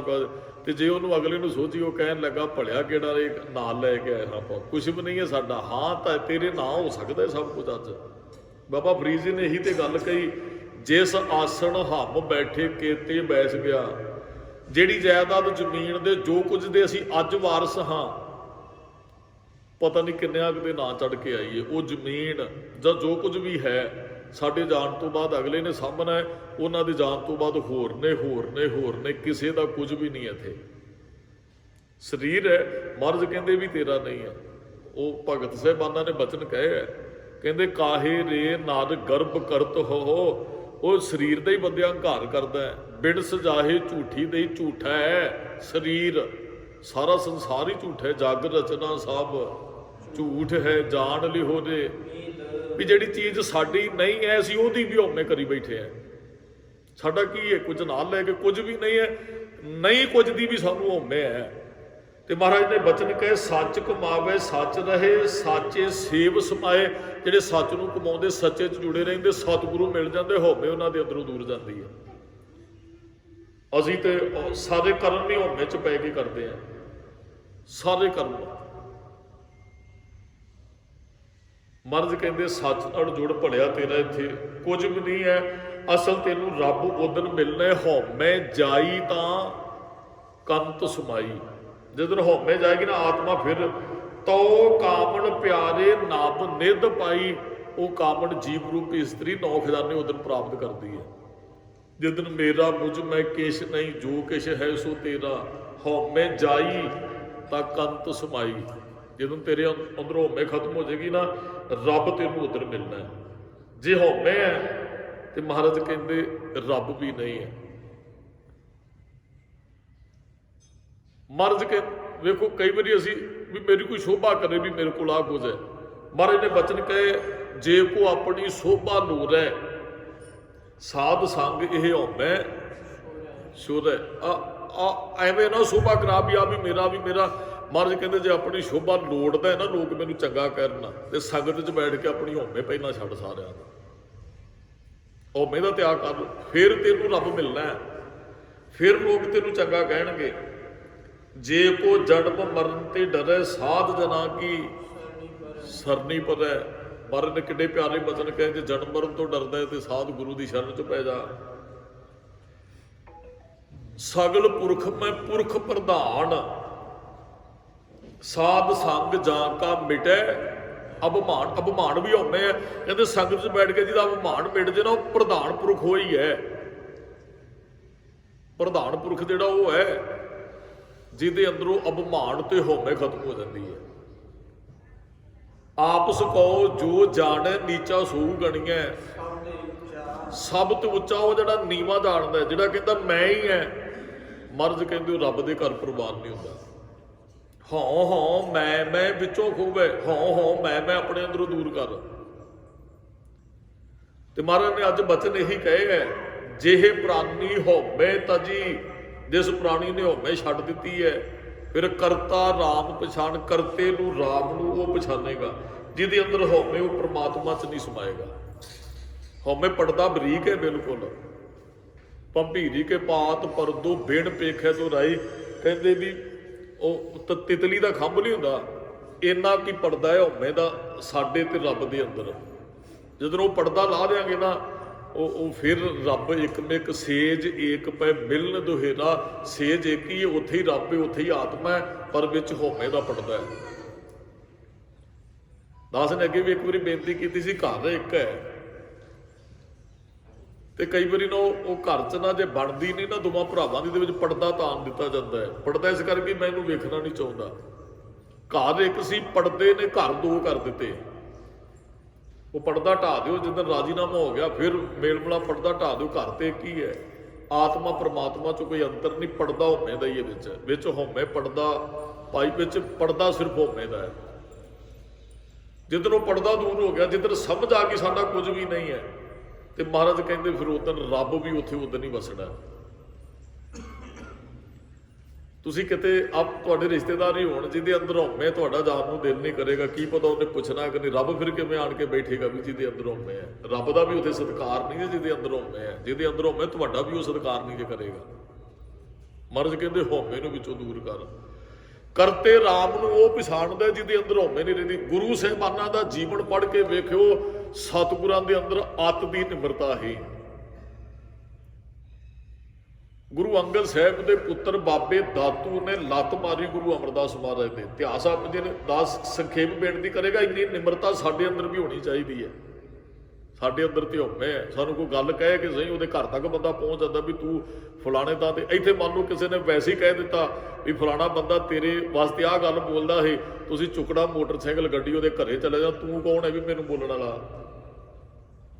ਇਹ ਵੀ ਇੱਕ ਹਉਮੈ ਦਾ ਪ੍ਰਗਟਾਵਾ। ਕਹਿੰਦਾ ਕੋਈ ਨਹੀਂ, ਜੇ ਉਹ ਬੋਲ ਗਿਆ ਤੇ ਰੱਬ ਬੈਠਾ ਹੈ, ਮੇਰਾ ਉਹਦੇ ਬੋਲਣ ਨਾਲ ਕਿਹੜਾ ਨੁਕਸਾਨ ਹੋਣ ਵਾਲਾ।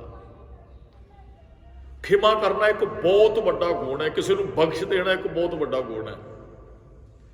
ਗੁਰੂ ਅਮਰਦਾਸ ਮਹਾਰਾਜ ਨਾ ਇਸ ਤਰ੍ਹਾਂ, ਜਿਵੇਂ ਗੁਰੂ ਗ੍ਰੰਥ ਸਾਹਿਬ ਜੀ ਦਾ ਪ੍ਰਕਾਸ਼ ਹੈ, ਸਿੰਘਾਸਨ ਤੇ ਬੈਠੇ, ਇਸ ਤਰ੍ਹਾਂ ਸੰਗਤ ਹੋਣ ਤੇ ਕੁਝ ਵੀ ਨੇ ਹਜ਼ਾਰਾਂ ਦੀ ਗਿਣਤੀ 'ਚ ਸੰਗਤ ਬੈਠੀ ਹੈ, ਤੇ ਰਾਗੀ ਸਿੰਘ ਕੀਰਤਨ ਇਸ ਤਰ੍ਹਾਂ ਸਟੇਜ ਤੇ ਕਰ ਰਹੇ। ਮਹਾਰਾਜ ਦੇ ਨੇਤਰ ਬੰਦ ਹੋ ਗਏ, ਗੁਰੂ ਅਮਰਦਾਸ ਮਹਾਰਾਜ ਦੇ ਬਜ਼ੁਰਗ ਸਨ, ਨੇਤਰ ਬੰਦ ਹੋ ਗਏ ਤੇ ਕੀਰਤਨ ਸੁਣ ਰਹੇ ਸਨ, ਨੇਤਰ ਬੰਦ ਕਰਕੇ। ਸੰਗਤ ਵੀ ਸ਼ਾਂਤ ਬੈਠੀ, ਕੀਰਤਨ ਚੱਲ ਰਿਹਾ ਸੀ ਨਾ।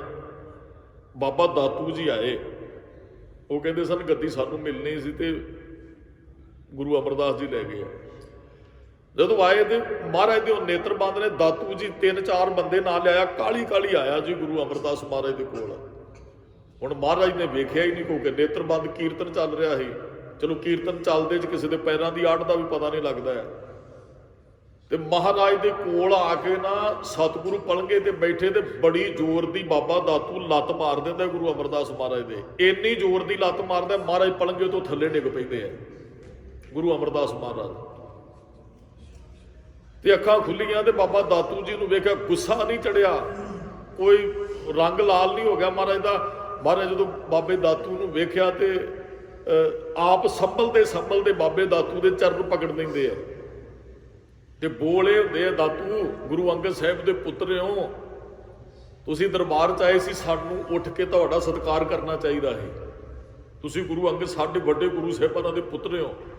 ਹਾਲਾਂਕਿ ਗੁਰੂ ਅਮਰਦਾਸ ਮਹਾਰਾਜ ਦੀ ਉਮਰ ਇੰਨੀ ਸੀ, ਬਾਬੇ ਦਾਤੂ ਦੇ ਪਿਤਾ ਗੁਰੂ ਅੰਗਦ ਸਾਹਿਬ ਮਹਾਰਾਜ ਦੇ ਨਾਲੋਂ ਵੀ ਗੁਰੂ ਅਮਰਦਾਸ ਮਹਾਰਾਜ ਵੱਡੇ ਹਨ।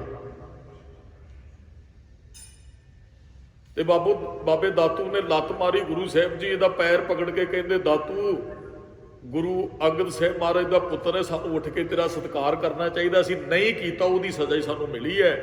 ਤੇ ਮਹਾਰਾਜ ਨੇ ਚਰਨ ਫੜ ਕੇ ਉਹ ਬਾਬੇ ਦਾਤੂ ਦੇ ਕਿਹਾ, ਉਹ ਸਾਡਾ ਨਾ ਸੇਵਾ ਕਰ ਕਰਕੇ ਸਰੀਰ ਇੱਕ ਤੇ ਹੁਣ ਬੁੱਢਾ ਹੋ ਗਿਆ, ਇੱਕ ਸਖਤ ਹੋ ਗਿਆ ਸੇਵਾ ਕਰ ਕਰਕੇ, ਦਾਤੂ ਤੈਨੂੰ ਦਰਦ ਹੋਈ ਹੋਏਗੀ, ਇਸ ਗੱਲ ਦੀ ਅਸੀਂ ਮਾਫੀ ਮੰਗਦੇ ਹਾਂ। ਤੇ ਉਹ ਸਾਰੀ ਸੰਗਤ ਹੈਰਾਨ ਹੋ ਗਈ। ਇਕੱਲੇ ਬੰਦੇ ਨੂੰ ਕੋਈ ਕੁਝ ਕਹਿ ਦੇ ਨਾ, ਬੰਦਾ ਜਰ ਜਾਂਦਾ। ਜਦੋਂ ਚਾਰ ਬੰਦਿਆਂ 'ਚ ਕਿਸੇ ਨੂੰ ਕੁਝ ਕਹਿੰਦਾ ਉਦੋਂ ਬੰਦੇ ਤੋਂ ਬਰਦਾਸ਼ਤ ਕਰਨਾ। ਉੱਥੇ ਤੇ ਹਜ਼ਾਰਾਂ ਦੀ ਸੰਗਤ ਬੈਠੀ, ਔਰ ਉਹ ਸੰਗਤ ਜਿਹੜੀ ਆਪਣੀ ਜਾਨ ਨਾਲੋਂ ਵੱਧ ਗੁਰੂ ਸਾਹਿਬ ਨੂੰ ਪਿਆਰ ਕਰਦੀ ਸੀ। ਤੇ ਸੰਗਤ ਵੀ ਉੱਠ ਵੀ ਕਹਿੰਦੇ, ਮਹਾਰਾਜ ਖਤਮ ਕਰਦੇ ਨੇ ਬਾਬਾ ਦਾਤੂ ਨੂੰ।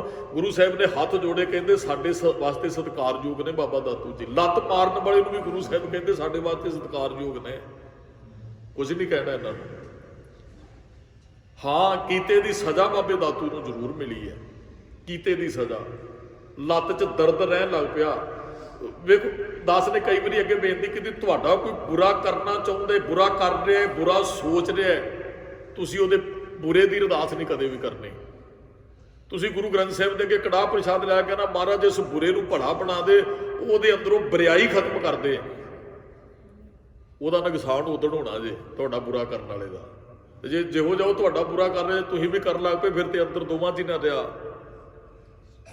ਅਸੀਂ ਬਿਰਤੀ ਧਾਰਨ ਕਰਨੀ ਹੈ, ਫਰੀਦਾ ਬੁਰੇ ਦਾ ਭਲਾ ਕਰ, ਗੁੱਸਾ ਮਨ ਨਾ। ਸਾਡਾ ਗੁੱਸਾ ਕੌਣ ਕਰਦਾ? ਜਿਹਦੇ ਅੰਦਰ ਹੰਕਾਰ ਹੈ। ਜਿਹਦੇ ਅੰਦਰ ਹੰਕਾਰ ਨਹੀਂ, ਗੁੱਸਾ ਵੀ ਨਹੀਂ ਜੇ ਕਰਦਾ। ਜਿਹਦੇ ਅੰਦਰ ਹਉਮੈ, ਗੁੱਸਾ ਵੀ ਉਹਨੂੰ ਜ਼ਿਆਦਾ ਆਉਂਦਾ ਹੈ। ਬਾਬੇ ਦਾਤੂ ਦੇ ਪੈਰ 'ਚ, ਲੱਤ 'ਚ ਦਰਦ ਸ਼ੁਰੂ ਹੋਇਆ ਜੀ। ਉਸ ਤੋਂ ਬਾਅਦ ਉਹ ਸਾਰਾ ਸਮਾਨ ਲੱਦ ਕੇ ਰਹਿ ਗਿਆ। ਮਹਾਰਾਜ ਨੂੰ ਜਾਣ ਲੱਗਾ, ਕਹਿੰਦਾ ਛੱਡ ਜੋ ਗੋਇੰਦਵਾਲ ਸਾਹਿਬ, ਸਾਡੇ ਬਾਪੂ ਦੇ ਕਹਿਣ ਦੀ ਵਸਾਇਆ ਦੀ ਤੁਸੀਂ। ਮਹਾਰਾਜ ਛੱਡ ਕੇ ਸਾਨੂੰ ਰਾਤ ਨੂੰ ਉਹ ਫਿਰ ਬਾਸਰ ਕੇ ਕੋਠੇ ਦੇ ਵਿੱਚੋਂ, ਜਿੱਥੇ ਸੰਨ ਸਾਹਿਬ ਗੁਰਦੁਆਰਾ ਹੈ, ਫਿਰ ਬਾਬਾ ਬੁੱਢਾ ਜੀ ਨੇ ਜਾ ਕੇ ਪ੍ਰਗਟ ਕੀਤਾ ਹੈ। ਦਾਸ ਨਿਮਰਤਾ ਦੀ ਗੱਲ ਕਰਦਾ ਹੈ, ਹਉਮੈ ਜਾਈ ਤਾਂ ਕੰਤ ਸਮਾਈ। ਗੁਰੂ ਅਮਰਦਾਸ ਮਹਾਰਾਜ ਜਦੋਂ ਸਰੀਰ ਛੱਡਣ ਲੱਗੇ ਨਾ, ਫਿਰ ਬਾਬਾ ਦਾਤੂ ਆਇਆ, ਕਹਿੰਦਾ ਮਹਾਰਾਜ ਤੁਹਾਡੇ ਲੱਤ ਮਾਰ ਬੈਠਾ ਸਾਂ, ਮੇਰਾ ਬੜਾ ਬੁਰਾ ਹਾਲ ਹੈ, ਦਰਦ ਨਹੀਂ ਜਾਂਦੀ ਉਦੋਂ ਦੀ, ਤੁਸੀਂ ਕਿਰਪਾ ਕਰੋ ਮੈਨੂੰ ਬਖਸ਼ ਦਿਓ, ਤੁਸੀਂ ਤੇ ਬਖਸ਼ਿੰਦੇ ਹੋ। ਮੇਰੇ ਤੋਂ ਉਸ ਸਮੇਂ ਬੜੀ ਵੱਡੀ ਭੁੱਲ, ਮੈਂ ਕਿਸੇ ਦੀ ਚੁੱਕ 'ਚ ਆ ਗਿਆ ਹਾਂ। ਤੇ ਗੁਰੂ ਅਮਰਦਾਸ ਮਹਾਰਾਜ ਨੇ ਕਿਹਾ, ਇਹ ਤੇਰਾ ਕਰਮ ਕੱਟਿਆ ਨਹੀਂ ਗਿਆ, ਤੇਰੀ ਇਹ ਦਰਦ ਗੁਰੂ ਅਰਜਨ ਸਾਹਿਬ ਗਾਂ ਸਾਡਾ ਦੋਹਤਾ ਆਣ ਕੇ ਗੋਇੰਦਵਾਲ ਸਾਹਿਬ ਆਉਣਗੇ, ਉਹਨਾਂ ਦੇ ਅੱਗੇ ਬੇਨਤੀ ਕਰਿਓ, ਇਹ ਤੁਹਾਡੀ ਦਰਦ ਉਸ ਸਮੇਂ ਜਾਣੀ ਹੈ। ਫਿਰ ਗੁਰੂ ਅਰਜਨ ਸਾਹਿਬ ਜੀ ਗਏ, ਬਾਬੇ ਦਾਤੂ ਨੇ ਚਰਨ ਪਕੜਦੇ ਗੁਰੂ ਅਰਜਨ ਸਾਹਿਬ ਦੇ, ਮਹਾਰਾਜ ਮੈਨੂੰ ਮਾਫ ਕਰ ਦਿਓ। ਫਿਰ ਪੰਜਵੇਂ ਪਾਤਸ਼ਾਹ ਨੇ ਬਖਸ਼ਿਆ ਹੈ। ਜੇ ਗੁਰੂ ਰਾਮਦਾਸ ਮਹਾਰਾਜ ਜੀ ਸੇਵਾ ਕਰਾਉਂਦੇ ਨਾ, ਬਾਬਾ ਸ਼੍ਰੀ ਚੰਦ ਜੀ ਆ ਜਾਂਦੇ ਆ, ਗੁਰੂ ਨਾਨਕ ਸਾਹਿਬ ਦੇ ਵੱਡੇ ਪੁੱਤਰ, ਕਿਉਂਕਿ ਗੁਰਤਾ ਗੱਦੀ ਗੁਰੂ ਰਾਮਦਾਸ ਜੀ ਨੂੰ ਮਿਲੀ, ਸਰੋਵਰ ਦੀ ਸੇਵਾ ਮਹਾਰਾਜ ਕਰਾਉਣ ਲੱਗੇ। ਤੇ ਬਾਬੇ ਸ਼੍ਰੀ ਚੰਦ ਨੂੰ ਕਿਸੇ ਨੇ ਦੱਸਿਆ ਜੀ, ਗੁਰੂ ਅਮਰਦਾਸ ਮਹਾਰਾਜ ਨੇ ਆਪਣੇ ਜਵਾਈ ਨੂੰ ਗੁਰਤਾ ਗੱਦੀ ਦਿੱਤੀ ਹੈ। ਤੇ ਹੁਣ ਅੰਦਰ ਇਹ ਵੀ ਸ਼ਾਇਦ ਜਵਾਈ ਸਮਝ ਕੇ ਦੇ ਦਿੱਤੀ ਹੈ। ਅੱਗੇ ਤੇ ਗੁਰੂ ਨਾਨਕ ਸਾਹਿਬ ਨੇ ਤੇ ਗੁਰਤਾ ਗੱਦੀ ਭਾਈ ਲਹਿਣੇ ਨੂੰ ਸੇਵਾ ਵੇਖ ਕੇ ਹੁਕਮ ਰਜ਼ਾ 'ਚ ਚੱਲਿਆ ਦਿੱਤੀ ਸੀ। ਗੁਰੂ ਅੰਗਦ ਸਾਹਿਬ ਨੇ ਗੁਰੂ ਅਮਰਦਾਸ ਜੀ ਨੂੰ ਵੀ ਸੇਵਾ ਤੋਂ, ਤੇ ਕਿਤੇ ਗੁਰੂ ਅਮਰਦਾਸ ਜੀ ਨੇ ਜਵਾਈ ਜਾਣ ਕੇ ਘਰੇ ਤਾਂ ਨਹੀਂ ਗੁਰਤਾ ਗੱਦੀ ਰੱਖ ਲਈ ਵੀ ਪਹਿਲੇ ਦੋ ਗੁਰੂ ਸਾਹਿਬਾਨਾਂ ਨੇ ਸੇਵਕਾਂ ਨੂੰ ਹੀ ਦਿੱਤੀ ਨਾ, ਹੁਣ ਜਵਾਈ ਨੂੰ ਗੱਦੀ ਪਹਿਲੀ ਵਾਰੀ ਮਿਲੀ ਹੈ। ਬਾਬੇ ਸ਼੍ਰੀ ਚੰਦ ਦੇ ਮਨ 'ਚ ਵਿਚਾਰ ਆਈ ਵੀ ਗੁਰੂ ਅਮਰਦਾਸ ਮਹਾਰਾਜ ਨੇ ਜਵਾਈ ਜਾਣ ਕੇ ਦੇ ਦਿੱਤੀ ਹੈ ਗੁਰਤਾ ਗੱਦੀ। ਕਹਿੰਦੇ ਚਲੋ ਪਰਖ ਕਰਦੇ ਆ ਵੀ ਭਾਈ ਲੈਣੇ ਵਾਲੇ ਜਾਂ ਗੁਰੂ ਅਮਰਦਾਸ ਵਾਲੇ ਗੁਣ ਵੇਖ ਕੇ ਜਾਂ ਸੇਵਾ ਭਾਵਨਾ ਜਾਂ ਰੱਬ ਦੀ ਰਜ਼ਾ ਵੇਖ ਕੇ ਦਿੱਤੀ ਹੈ ਕਿ ਐਵੇਂ ਜਵਾਈ ਸਮਝ ਕੇ ਹੀ ਕਿਤੇ ਨਿੱਜੀ ਜਾਇਦਾਦ ਤਾਂ ਨਹੀਂ ਗੱਦੀ ਬਣਾ ਲਈ। ਬਾਬੇ ਸ਼੍ਰੀ ਚੰਦ ਦੇ ਅੰਦਰ ਮਾਈਂਡ 'ਚ ਇਹ ਗੱਲ ਆਈ। ਉਹ ਫਿਰ ਆਏ ਜੀ ਗੁਰੂ ਰਾਮਦਾਸ ਜੀ ਨੂੰ ਮਿਲਣਾ। ਫਿਰ ਗੁਰੂ ਰਾਮਦਾਸ ਜੀ ਦੇ ਵੀ ਇਸ ਤਰ੍ਹਾਂ ਦਰਬਾਰ ਸੱਜਿਆ, ਬੜੀ ਸੰਗਤ ਸੇਵਾ ਕਰਨ ਵਾਲੀ ਬੈਠੀ ਹੈ। ਜਦੋਂ ਗੁਰੂ ਸਾਹਿਬ ਨੇ ਵੇਖਿਆ ਨਾ ਵੀ ਬਾਬਾ ਸ਼੍ਰੀ ਚੰਦ ਜੀ ਆ ਰਹੇ ਨੇ, ਗੁਰੂ ਰਾਮਦਾਸ ਜੀ ਨੇ, ਗੁਰੂ ਨਾਨਕ ਸਾਹਿਬ ਦੇ ਵੱਡੇ ਪੁੱਤਰ, ਮਹਾਰਾਜ ਆਪਣੇ ਸਿੰਘਾਸਨ ਤੋਂ ਉੱਠੇ ਜੀ, ਆਪਣੇ ਸਿੰਘਾਸਨ ਤੋਂ ਉੱਠੇ। ਤਾਂ ਆਪ ਜੀ ਕਿਸੇ ਦਫ਼ਤਰ ਜਾਂਦੇ ਹੋ, ਕਿਤੇ ਵੀ ਜਾਂਦੇ ਹੋ, ਉਹ ਕੁਰਸੀ ਤੋਂ ਉਹ ਬੰਦਾ ਉਦੋਂ ਉੱਠਦਾ ਹੈ ਜਦੋਂ ਉਹ ਆਉਣ ਵਾਲੇ ਦਾ ਆਪਣੇ ਨਾਲੋਂ ਵੱਧ ਸਤਿਕਾਰ ਜਾਣਦਾ ਹੋਏ। ਮੰਨ ਲਓ ਕੋਈ ਅਫਸਰ ਕੁਰਸੀ ਤੇ ਬੈਠਾ ਹੈ, ਕੋਈ ਉਹਦੇ ਦਫ਼ਤਰ 'ਚ ਜਾਂਦਾ ਹੈ, ਜੇ ਉਹਦੇ ਤੋਂ ਵੱਧ ਪਾਵਰ ਵਾਲਾ ਕੋਈ ਆਉਂਦਾ ਹੈ ਨਾ, ਤੇ ਫਿਰ ਉਹ ਕੁਰਸੀ ਤੋਂ ਉੱਠਦਾ, ਨਹੀਂ ਤੇ ਉਹ ਨਹੀਂ, ਕੁਰਸੀ ਤੋਂ ਨਹੀਂ ਉੱਠੇਗਾ। ਹੁਣ ਪਾਵਰ ਭਾਵੇਂ ਵੱਧ ਨਹੀਂ, ਗੁਰੂ ਰਾਮਦਾਸ ਜੀ ਦੇ ਅੰਦਰ, ਗੁਰੂ ਨਾਨਕ ਸਾਹਿਬ ਦੀ ਜੋਤ ਹੈ, ਨਿਮਰਤਾ ਹੱਦ ਤੋਂ ਵੱਧ ਹੈ ਗੁਰੂ ਰਾਮਦਾਸ ਜੀ ਦੇ ਅੰਦਰ, ਕਿਉਂਕਿ ਗੁਰਤਾ ਗੱਦੀ ਹੈ ਗੁਰੂ ਸਾਹਿਬ ਦੇ ਕੋਲ। ਸਾਡੇ ਵਾਸਤੇ ਪ੍ਰੇਰਨਾ ਸਰੋਤ ਹੈ, ਅਸੀਂ ਉਹ ਗੁਣ ਉੱਥੋਂ ਹੀ ਲੈਣੇ ਹੈ ਜਿਹੜੀ ਗੱਦੀ ਹੈ ਗੁਰੂ ਸਾਹਿਬ, ਗੁਰੂ ਰਾਮਦਾਸ ਜੀ ਦੇ ਕੋਲ। ਮਹਾਰਾਜ ਇਸ ਤਰ੍ਹਾਂ ਸਿੰਘਾਸਨ ਤੇ ਬੈਠੇ, ਬਾਬਾ ਸ਼੍ਰੀ ਚੰਦ ਦਰਬਾਰ 'ਚ ਐਂਟਰ ਹੋਣ ਲੱਗੇ, ਮਹਾਰਾਜ ਸਿੰਘਾਸਨ ਛੱਡ ਕੇ ਥੱਲੇ ਆ ਗਏ, ਇੱਕ ਦੂਸਰੇ ਨੂੰ ਝੁਕੇ ਜੀ। ਚਲੋ ਬਾਬਾ ਸ਼੍ਰੀ ਚੰਦ ਦੇ ਪਰਖ ਕਰਨ ਉਹ ਨਹੀਂ ਉਹਨਾਂ ਝੁਕੇ ਜਿੰਨਾ ਗੁਰੂ ਰਾਮਦਾਸ ਜੀ ਵੀ ਗੁਰੂ ਨਾਨਕ ਸਾਹਿਬ ਦੇ ਵੱਡੇ ਪੁੱਤਰ ਆਏ ਆ, ਤੇ ਬੈਠ ਕੇ ਉਹਨਾਂ ਨੂੰ ਬਿਠਾਇਆ ਆਪਣੇ ਬਰਾਬਰ, ਗੁਰੂ ਰਾਮਦਾਸ ਜੀ ਨੇ ਬੈਠ ਜਾਓ। ਚਲੋ ਇੱਕ ਦੋ ਗੱਲਾਂ ਹੋਰ ਵੀ ਹੋਈਆਂ, ਤੇ ਫਿਰ ਉਹ ਬਾਬੇ ਸ਼੍ਰੀ ਚੰਦ ਨੇ ਖਰਬੇ ਜੇ ਬੋਲ ਕੇ ਵੀ ਵੇਖੀਏ ਇਹਨਾਂ ਦੇ ਅੰਦਰ ਨਿਮਰਤਾ ਕਿ ਹਉਮੈ 'ਚ ਹੀ ਭਰੇ ਗੁਰਤਾ ਗੱਦੀ ਕਿਵੇਂ। ਕਹਿੰਦੇ ਉਹ ਰਾਮਦਾਸ, ਗੁਰੂ ਨੇ ਕਿਹਾ ਉਹਨਾਂ ਨੇ, ਚਲੋ ਉਮਰ 'ਚ ਬਹੁਤ ਵੱਡੇ ਸਨ ਗੁਰੂ ਰਾਮਦਾਸ ਜੀ ਨਾਲੋਂ, ਉਹਨਾਂ ਨੇ ਕਿਹਾ ਉਹ ਰਾਮਦਾਸ ਇੰਨਾ ਦਾੜਾ ਕਾਹਦੇ ਲਈ ਵਧਾਇਆ, ਤੇ ਗੁਰੂ ਰਾਮਦਾਸ ਜੀ ਨੇ ਕਿਹਾ ਹੀ ਨਹੀਂ ਸੀ। ਗੁਰੂ ਰਾਮਦਾਸ ਜੀ ਉੱਠੇ, ਆਪਣਾ ਦਾੜਾ ਹੱਥ 'ਚ ਪਕੜ ਕੇ ਨਾ ਨੀਵੇਂ ਹੋ ਗਏ, ਕਹਿੰਦੇ ਤੁਹਾਡੇ ਵਰਗੇ ਮਹਾਂਪੁਰਖਾਂ ਦੇ ਚਰਨ ਝਾੜਨ ਵਾਸਤੇ। ਹੱਦ ਹੈ ਨਿਮਰਤਾ ਦੀ, ਜਿਹਦੇ ਅੱਗੇ ਸਾਰਾ ਸੰਸਾਰ ਝੁਕਦਾ ਹੋਵੇ ਤੇ ਉਹ ਕਿਸੇ ਦੇ ਅੱਗੇ ਜਾ ਕੇ ਝੁਕ ਜੇ, ਇੰਨਾ ਕੋਈ ਨੀਵਾਂ ਹੋ ਜਾਏ ਵੀ ਸੰਗਤ ਵੀ ਬੈਠੀ ਹੋਵੇ, ਬੜੀ ਵੱਡੀ ਗੱਲ ਹੈ। ਹਉਮੈ ਵਾਲਾ ਬੰਦਾ ਕਿਤੇ ਅੱਗੇ, ਹਉਮੈ ਤੇ ਇੱਕ ਕਿੱਲਾ ਹੁੰਦਾ ਜਿਹੜਾ ਧੌਣ 'ਚ ਹੁੰਦਾ, ਉਹ ਝੁਕਦੀ ਨਹੀਂ ਫਿਰ ਕਿਸੇ ਦੇ ਅੱਗੇ। ਜਦੋਂ ਰੋਜ਼ ਬਚਨ ਪੜ੍ਹਦੇ ਆ, ਉਹ ਮਨੁੱਖ ਤੰਗ ਜ਼ਰੂਰ ਹੁੰਦਾ ਹੈ ਹਉਮੈ ਵਾਲਾ, ਉਹ ਕੰਡਾ ਚੁਭਦਾ ਨਾ, ਜਿਉਂ ਜਿਉਂ ਚੱਲੇ ਚੁਭੇ ਦੁੱਖ ਪਾਵੇ। ਉਹ ਹਉਮੈ ਦਾ ਕੰਡਾ ਬੰਦੇ ਨੂੰ ਚੁਭਦਾ ਜ਼ਰੂਰ ਹੈ, ਪਰ ਉਹ ਰੱਬ ਨਾਲ ਨਹੀਂ ਮਿਲਾਪ ਹੋਣ ਦਿੰਦਾ। ਉਹ ਦਾਸ ਨੇ ਕਈ ਵਾਰੀ ਬੇਨਤੀ ਕੀਤੀ, ਹਉਮੈ ਹਾਥੀ ਦੀ ਤਰ੍ਹਾਂ ਹੁੰਦੀ ਹੈ, ਤੇ ਹਾਥੀ ਜਿਹੜਾ ਨਿੱਕਿਆ ਦਰਵਾਜ਼ਿਆਂ 'ਚੋਂ ਕੋਈ ਨਹੀਂ ਜੇ ਫਿਰ ਲੰਘਦਾ। ਹਾਥੀ ਵਾਸਤੇ ਦਰਵਾਜ਼ਾ ਹੀ ਵੱਡਾ ਚਾਹੀਦਾ, ਵੱਡਾ ਬੰਦਾ ਵੱਡਿਆਂ ਨਾਲ ਹੱਥ ਮਿਲਾਉਂਦਾ ਹੈ। ਉਹ ਹਉਮਾ ਮਹਾਰਾਜ ਨੇ ਕਿਹਾ, ਬੰਦਿਆ ਜੇ ਤੂੰ ਰੱਬ ਨਾਲ ਮਿਲਣਾ ਹੈ ਨਾ, ਤੇ ਫਿਰ ਤੈਨੂੰ ਆ ਰਾਈ ਦਾ ਇੱਕ ਦਾਣਾ ਹੁੰਦਾ ਨਾ, ਰਾਈ ਦਾ ਦਾਣਾ ਹੁੰਦਾ, ਜਿਹੜੀਆਂ ਬੀਬੀਆਂ ਚਾਰ 'ਚ ਪਾਉਂਦੀਆਂ ਨੇ, ਉਹ ਤਿਲਾਂ ਵਰਗੇ ਕਾਲੇ ਕਾਲੇ, ਉਹ ਰਾਈ ਕਹਿੰਦੇ ਆ। ਕਹਿੰਦੇ ਮੁਕਤੀ ਦਾ ਦਰਵਾਜ਼ਾ ਰਾਈ ਦੇ ਦਾਣੇ ਦੇ 10ਵੇਂ ਹਿੱਸੇ ਜਿੱਡਾ ਹੈ, ਭਗਤ ਕਬੀਰ ਜੀ ਦੇ ਬੋਲ ਨੇ। ਤੇ ਮਨ ਹਾਥੀ ਦੀ ਤਰ੍ਹਾਂ ਘਾ ਰਿਹਾ, ਕਹਿੰਦੇ ਉਸ ਦਾਣੇ 'ਚੋਂ ਕਿਵੇਂ ਹਾਥੀ ਲੰਘੇਗਾ ਦੱਸ। ਮਨ ਤੋਂ ਮੈਗਲ ਹੋਏ ਰਹੇ ਹੋ, ਕਿਉਂ ਕਰ ਨਿਕਸਿਓ ਜਾਏ। ਕਹਿੰਦੇ ਮਨ ਤੇ ਹਾਥੀ ਬਣ ਗਿਆ ਦਰਵਾਜ਼ਾ। ਹੁਣ ਤੁਸੀਂ ਨਾ ਉਹ ਰਾਈ ਦੇ ਦਾਣਿਆਂ ਦੇ ਕਿਤੇ ਕਾਚੂ ਨਾ ਚਾਕੂ ਨਾਲ ਨਾ 10 ਟੋਟੇ ਕਰਦੇ ਹੋ, ਤੁਹਾਨੂੰ ਇੱਕ ਟੋਟਾ ਨਜ਼ਰੀ ਵੀ ਨਹੀਂ ਜੇ ਪੈਣਾ। ਉਹ ਮਾੜਾ ਜਿਹਾ ਤੁਹਾਨੂੰ ਲੱਗੇਗਾ ਵੀ ਬਿਲਕੁਲ। ਹੁਣ ਤਿਲ ਦੇ, ਤੁਸੀਂ ਤਿਲ ਜਿਹੜੇ ਹੁੰਦਾ ਰਾਈ ਦਾ ਦਾਣਾ, ਉਹਦੇ 10 ਟੋਟੇ ਕਰੋ, ਤੁਹਾਨੂੰ ਨਜ਼ਰ ਵੀ ਮੁਸ਼ਕਲ ਨਾਲ ਪਏਗਾ। ਮਹਾਰਾਜ ਕਹਿੰਦੇ ਮੁਕਤੀ ਦਾ ਦਰਵਾਜ਼ਾ ਏਡਾ ਕੁ ਬਰੀਕ ਹੈ, ਹਉਮੈ ਹਾਥੀ ਦੀ ਤਰ੍ਹਾਂ ਹੈ। ਦੱਸੋ ਦਰਵਾਜ਼ੇ 'ਚੋਂ ਹਾਥੀ ਲੰਘੇਗਾ ਕਿਵੇਂ? ਹਾਂ, ਜੇ ਗੁਰੂ ਕਿਰਪਾ ਕਰਦੇ ਨਾ, ਤੇ ਫਿਰ ਇੰਨਾ ਕੁ ਬਰੀਕ, ਇੰਨੀ ਕੁ ਨਿਮਰਤਾ ਆ ਜਾਂਦੀ ਹੈ। ਉਹ ਮਹਾਰਾਜ ਨੇ ਇੱਕ ਭਗਤ ਕਬੀਰ ਜੀ ਨੇ ਹੋਰ ਬਚਨ ਕਿਹਾ, ਕਹਿੰਦੇ ਹਾਰ ਪਇਓ ਖਾਂਡ ਰੇਤ ਮੈਂ ਬਿਖਰਿਓ ਹਾਥੀ ਚੁਣਿਓ ਨਾ ਜਾਈ। ਰੱਬ ਨਾ ਰੇਤ 'ਚ ਮਿਕਸ ਖੰਡ ਵਰਗਾ ਹੈ। ਮੰਨ ਲਓ ਰੇਤ 'ਚ ਖੰਡ ਮਿਲੀ ਹੋਈ ਹੈ, ਦੱਸੋ ਹਾਥੀ ਉਹ ਖੰਡ ਚੁਗਲੇਗਾ? ਰੱਬ ਨਾ ਰੇਤ 'ਚ ਮਿਲੀ ਖੰਡ ਦੀ ਤਰ੍ਹਾਂ। ਮੰਨ ਲਓ 1 ਕਿਲੋ ਤੁਸੀਂ ਰੇਤ ਲੈ ਲਓ, ਉਹਦੇ 'ਚ ਪਾਈਆ ਖੰਡ ਪਾ ਦਿਓ, ਉਹਦੇ 'ਚ ਰਲਾ ਦਿਓ, ਥੱਲੇ ਸੁੱਟ ਦਿਓ, ਹਾਥੀ ਕੀ ਉਹ ਖੰਡ ਦਾ ਸਵਾਦ ਚੱਖ ਲੇਗਾ? ਨਹੀਂ ਚੱਕੇਗਾ। ਉਹ ਵੱਡਾ ਬੜਾ ਹੈ, ਹਉਮੈ ਹੈ। ਕਹਿੰਦੇ ਕੀਟੀ ਹੋਏ ਚੁਣ ਖਾਏ। ਕਹਿੰਦੇ ਕੀੜੀ ਉਸ ਖੰਡ ਦਾ ਰਸ ਲੈ ਸਕਦੀ, ਕੀੜੀ ਉਸ ਰੇਤਾ 'ਚੋਂ ਖੰਡ ਨੂੰ ਮਾਣ ਸਕਦੀ ਹੈ। ਮਹਾਰਾਜ ਇਸ ਤਰ੍ਹਾਂ ਹੀ ਕਹਿੰਦੇ ਕੀੜੀ ਵਰਗੀ ਨਿਮਰਤਾ ਤੇਰੇ ਅੰਦਰ ਹੋਏਗੀ ਤੇ ਹਰ ਮਿਲੇਗਾ। ਹਾਥੀ ਵਰਗਾ ਬਣਿਆ ਰਹੋ ਤੇ ਰੱਬ ਕੋ ਨਹੀਂ ਤੈਨੂੰ ਮਿਲਣਾ ਹੀ। ਉਹ ਖੰਡ ਦਾ ਸਵਾਦ ਨਹੀਂ ਚੱਕ ਸਕਦਾ। ਅੱਜ ਮਹਾਰਾਜ ਨੇ ਬਚਨ ਕਹੇ, ਜਿਹੇ ਪ੍ਰਾਨੀ ਹਉਮੈ ਤਜੀ ਕਰਤਾ ਰਾਮ ਪਛਾਣ। ਜਿਸ ਪ੍ਰਾਨੀ ਨੇ ਹਉਮੈ ਛੱਡ ਦਿੱਤੀ, ਉਹ ਕਰਤੇ ਨੂੰ, ਜਿਹਨੇ ਸ੍ਰਿਸ਼ਟੀ ਨੂੰ ਪੈਦਾ ਕੀਤਾ, ਰਾਮ ਨੂੰ ਪਛਾਣ ਲਿਆ ਜੀ। ਨਾਨਕ ਉਹ ਨਰ ਹੀ ਮੁਕਤ ਹੈ। ਮਨ ਸਾਚੇ ਮਾਨ ਮਨ ਇਹ ਗੱਲ ਸੱਚੀ ਕਰਕੇ ਮੰਨ ਲੈਣਾ ਕਰ। ਜਿਹਨੇ ਹਉਮੈ ਛੱਡ ਦਿੱਤੀ ਨਾ ਉਹੀ ਮੁਕਤ ਹੈ। ਇਹ ਮਨ ਕਰਕੇ ਸਾਨੂੰ ਗੱਲ ਜਾਣ ਲੈਣੀ ਚਾਹੀਦੀ। ਨਿਮਰਤਾ ਵਾਲਾ ਜੀਵਨ ਸਾਨੂੰ ਜਿਉਣਾ ਚਾਹੀਦਾ ਹੈ। ਇਹ ਅੱਜ ਦੇ ਪਾਵਨ ਸ਼ਲੋਕ 'ਚ ਮਹਾਰਾਜ ਦੀ ਸਿੱਖਿਆ ਹੈ ਵੀ ਹਾਥੀ ਵਰਗੇ ਨਹੀਂ ਬਣਨਾ, ਕੀੜੀ ਵਰਗੇ ਬਣ ਕੇ ਅਸੀਂ ਨਿਮਰਤਾ ਧਾਰਨੀ, ਸਾਰਿਆਂ ਨਾਲ ਪਿਆਰ ਕਰੋ। ਇਹਦਾ ਮਨੁੱਖਤਾ 'ਚ ਹੀ ਰੱਬ ਹੈ। ਰੱਬ ਖੁਸ਼ ਹੋਏਗਾ ਜਦੋਂ ਅਸੀਂ